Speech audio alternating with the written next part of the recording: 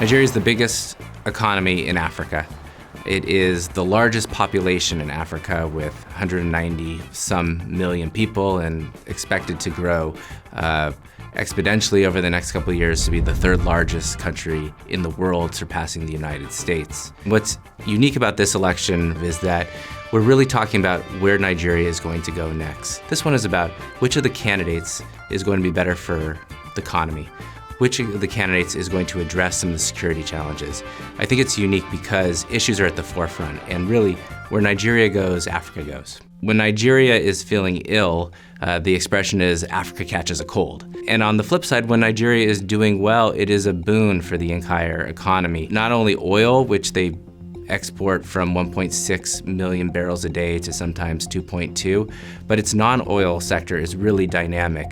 Nollywood, their film industry, brings in about $3 billion a year in revenue, employs 1 million people. It is a booming sector for financial services and for cellular companies. This election pits the current president, Muhammadu Buhari, who is a northern Muslim, against the former vice president, Atiku Abubakar, who is also a northern Muslim. They both lead two very big political parties that are umbrella parties for different ethnic and religious groups, and they are both fairly competitive. In fact, I would argue this is the most competitive, closest election that we have seen so far in Nigeria. President Buhari is most popular in the far north. He is seen as an anti-corruption fighter. He's also been focused on infrastructure and some social distribution programs.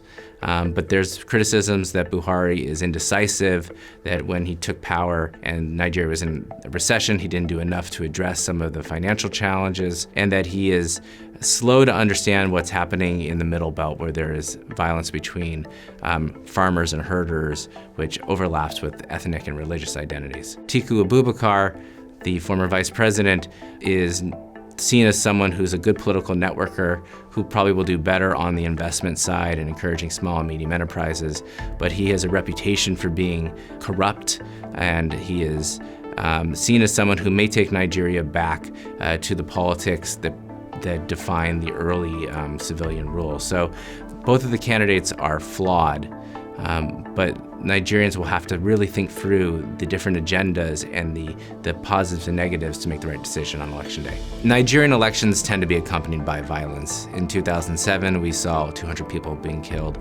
During the election in 2011, we saw around 800 people killed after the election results were announced.